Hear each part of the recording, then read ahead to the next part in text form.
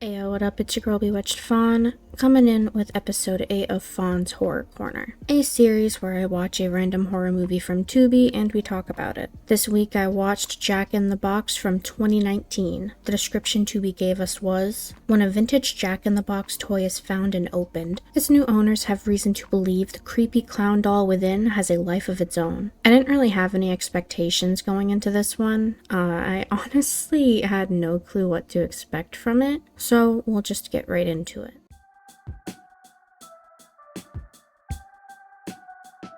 We begin in a field with a man metal detecting. He starts digging and finds a big-ass box with Jack on it. As one would, he takes it home and shows the wife, who seems sketched out by it. It retracts on its own, she investigates, something emerges, and now she's gone, and he just has this box. Skipping ahead 12 years later now, this guy is Casey. He enters this big building and calls for anyone inside. Eventually Lisa finds him, and these two new co-workers meet and have a chat. She's filling him in on the different exhibits and whatnot at the museum. They have small talk, nothing pivotal, just work stuff, giving him the rundown. Now we're in the storeroom with forgotten items. We learn some backstory about Casey, that he's from the US. This movie is in England, might I add. So he gets asked why he moved, and he evades the question for now. Now there's a montage of them having fun and looking at things. But Casey soon finds the Jack box and is enamored with it. Lisa says to open it, but they can't figure out how it opens. They theorize on what it is and note that it's a combination lock. One button gets moved and it's shifting on its own, and now it spells out Jack. Jack in the box confirmed. They fuck around and find out, and spin the handle, and eventually he emerges. He is a creepy little fucker. Casey loves it and wants it on display. Lisa is going to call an expert about it, and he'll look tomorrow. It's nighttime now, and two dudes are breaking into the museum. One immediately stumbles upon our boy Jack, and he starts insulting it. He tries to pick it up, but it clamps down and starts turning on its own while this man watches. It pops open and the claws come out. Now to the other thief. He's stealing while his buddy gets pulled into the box. Looks down a hallway and Jack is standing ominously in front of him. My pants would be shat. So our thief hides under a table or some shit for a good minute, and when he thinks the coast is clear, these claws reach down into his noggin and another is in the box. Scenery change to a diner with Lisa and Casey having a great time together. It's a lot of small talk. They both order pancakes. Important stuff here, guys. She asks if he's okay, and he says he's barely been sleeping for 6 months, but we don't know why yet. Mysterious. He tries to learn about Lisa, but she doesn't have much to spill. He's being kinda cunty about Lisa being content working at the museum for her life. He pesters her enough for her to say, "Look, dude, I need to pay my fucking bills, that's why I work there." Which is relatable. Thankfully, the pancakes come right when it's getting awkward. It's 3 a.m. at Casey's and he can't sleep. Extra relatable, he has a dream about a girl about to get attacked trying to call him when he abruptly wakes up. It's the next day and Casey is heading into work, but he sees the door is already open, and it clearly looks like it's been broken into. He calls Lisa and updates her on it. He asks about the camera, but they're just aesthetic and they don't work. The appraiser guy comes in and he hangs up. He is wowed by the box and he hasn't seen anything like it before. He says it's probably from the Victorian era, and that some say it's just a toy, but others say it's a fucked up toy that apparently contains an evil entity inside. I'm glad I never grew up with these. Casey is intrigued about the idea of a demon inside it, so the appraiser gives him someone who could help out with that aspect. It's a little later, and Casey dozes off when a customer wakes him up. She wants the war exhibit, and he points her in the direction, so off she goes. Now he's back to sleep, and our customer is wandering around. The box is winding on its own in the meantime. The lights shut down and she's getting scared. Suddenly, Jack grabs her face. Casey gets up, but Jack kills her first. Now the box is up to 3. Casey walks around, but the lights are on again and she is just nowhere. Now it's nighttime, and Casey can't sleep again. He takes some kind of pills, and now he's off to the museum. But on his way, he sees a missing poster for the woman who came in the other day, as well as another poster for 2 men. So he Googles Maurice demonology in the meantime and reads about the demon Jack, a demonic clown. Basic rundown is you open the box, he's let loose, he's a clown cause it's scary. His bucket list consists of feeding on 6 humans, and after those 6 he goes back into the box until it's open again. Jack is snooping while Casey reads, but don't think he didn't notice. Rachel the big boss walks in and they have a chat. She accuses Casey of not locking the door and asks him to put Jack on display. Great idea. It's closing time and Casey is leaving work. The janitor is cleaning Jack's display case, and she is icked out by him. She walks up and stares and insults him, foreshadows a bit as Jack disappears. She tries to leave, but Jack is trapping her everywhere she goes. so she opts to attempt walking past this box. It starts turning as she goes past, and she is locked inside with it. And that is victim number 4. It's the next day and Lisa is coming into work. She hears talking and walks towards it. It's Casey listening to a voicemail on his phone. It's the voicemail we heard in his dream. He notices her and she apologizes. We find out it was his fiance. For some reason, when I watched this, I had it in my head this whole time that it was his sister, when I was given no context to lead me to that conclusion, so I was really thrown off when I found out it was his fiance. He has guilt about it because he was in bed and ignored the call, and now he has this traumatic voicemail. He says he could have helped her, but real talk, like,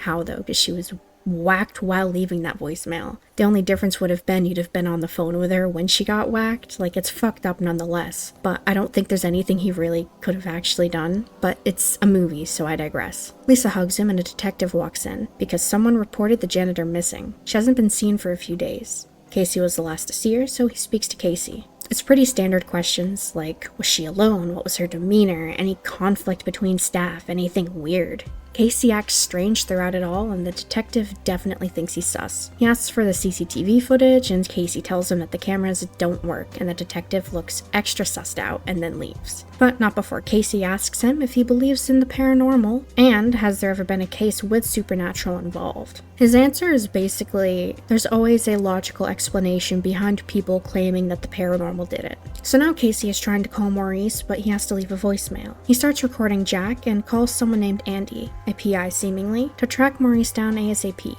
He checks back in on Jack and he is completely gone, but the box is winding up in another room, so he begins to track it down. He finds it past the war room. His flashlight shits out and Jack knocks him down and is looking down at him, but does nothing and walks away. It's the next day. Lisa is trying to chill, but Casey comes in with a head wound to show her a video of Jack, but all it shows is the camera shitting out. He's acting up and Lisa is scared obviously, so he tries connecting the disappearances to the box and she doesn't take it as seriously as he does. He's insistent he saw the demon, but she is not sold and is weirded out and blames it on his insomnia. She tries to put in reason, but he is not hearing it and he leaves the room. He finds the paper that was on the box, which has an address, so he looks it up and he reads about the prologue that we saw. The man was arrested and charged with murder, but he tries to tell the cops that it was a demon. Obviously that didn't work, but it seems like he's out now and Casey is giving him a visit. He walks up to the house and knocks. Mr. Cleaver comes out swinging, saying he didn't kill her, and Casey's like, bro, I know. Cleaver is about to call the cops when Casey says he has the box. Now he'll listen. He asks about the clown and Casey confirms he's seen it, so he gets invited inside. He tells Casey that he questioned his own sanity, but deep down he always remembered it was the clown. Casey wants the full story, so we rehash the prologue we saw earlier. He was metal detecting, took the box home. Wife was obsessed with the box. She never left the basement. He went down, and then he saw the clown drag her body into the box. Obviously the police didn't believe him, so he got charged with the crime. To reduce his sentence, he pleaded guilty to manslaughter, and that's why he's free now. Casey explains the situation, asks how to stop it, and Cleaver doesn't think there's a way to, but Casey is determined. Cleaver thinks that the police will tie the local disappearances to Casey, which sounds pretty on the dot. Then Cleaver tells Casey to get the fuck out of Hawthorne before they pin him as a murderer too. Before he pulls out, his PTSD kicks in and his fiance is like, you're gonna leave them to die just like you did to me? And they have this like back and forth debate about it. So he speeds back into Hawthorne. He's in the museum now and heads straight to Jack. He takes the whole damn box with him. He finds a spot to burn it and he lights that fucker up and then drives off, leaving it behind to go back to the museum. But heading downstairs, the box is returned and Jack is coming out. Applause to this actor because that movement is creepy. Casey is trying to run and Jack is approaching. He offers himself to Jack and gets bitch slapped by him. He reaches for the extinguisher, but to no avail as he's being choked by Jack because he's just a little fucking freak like that. He lets out an ungodly roar and drops Casey. He asks why Jack won't kill him, but it's the next day and we don't know. He's still on the floor when Lisa comes into work, and the big boss tries talking to Casey about his problems with the box. Obviously they think he's insane, because he's talking about a fucking demon in the box, so he gets promptly fired. Lisa apologizes. She only told the boss because she was worried about him. Ultimately, she still doesn't believe him about the box, and they part ways. Back in his car, he noticed a missed call from the PI. Turns out he found Maurice, so now Casey is hauling ass to his place. Rachel moves the box back into the exhibit room. Casey is now pulling up to Maurice's and knocks. Casey gets sass tossed at him because he showed up unannounced when clearly Maurice is dodging him. But Casey's desperate, so he's given half an hour. and he gets straight to the point. How do I get rid of him? So these scenes are a little bit jarring to explain, so bear with me. Jack is mortal. Rachel is left alone at the museum. Casey, by opening the box, is inherently in the midst of a deal with Jack. The box is now winding itself, and Rachel hears a thud. She investigates, and the box becomes a goddamn shredder. Casey has to perform a ritual to trap Jack in the box. In the meantime, Rachel is sucked into said box. To lock Jack up, you have to weaken his heart and say some shit in Latin. And don't fuck it up, because all of him has to be inside the box. Not even a hair or a shred of clothing can be left out or it won't work. Lisa comes back from lunch and Rachel isn't anywhere. She tries to find her, but she only comes across a gory mess left behind and she calls the police. All the while, Casey is on his way over. Lisa can't get out either and the box is opened up and Jack starts to emerge. Again, great acting, shout out to Jack. Lisa runs and Jack trails behind. But again, a door just won't budge and Jack is approaching. Casey pulls up and runs inside, but Jack gets a claw inside Lisa. Casey, entering, distracts Jack and leaves Lisa for now. Casey is looking around and Jack is lurking. He turns around to have Jack in front of him and gets bitch slapped as per usual. Back to Lisa to finish the job. Casey wakes up to her cries and gets moving. He catches Jack dragging her to the box and he picks her up as Casey grabs a fire poker and crawls towards them. Gets up, drops a one-liner, and stabs him in the heart, which causes the box to start sucking Jack back inside. Clinging onto the box, Casey recites the Latin and it slams shut. He checks in on Lisa and sirens approach. Police enter and arrest Casey on the spot, and he gets tossed into a cell. It's a different day and Lisa visits Maurice. She wants to prove Casey's innocence, but that's easier said than done. He tells it how it is. Someone has to be held accountable for the disappearances. He tells Lisa to end the curse forever and end the cycle. Each life Jack takes extends his life by 3 years. The box itself can't be destroyed, but if he can stop the box from ever being opened again, then problem solved. The box has to remain unopened for 15 years to destroy him. Lisa enters the museum to take the box while Casey is being interrogated. Obviously, they don't believe him. Lisa begins digging a hole to bury the box and she drops it in there. Not very deep, but okay. Interrogation continues and pictures are shown to Casey. He notices in a different picture, however, that a claw was left behind and realization sets in. But too late, as Jack pops out and starts taking Lisa. Casey gets tossed back in a cell, Rachel gets dragged into the box, the number changes to 6, and the movie ends. Let's get into my afterthoughts.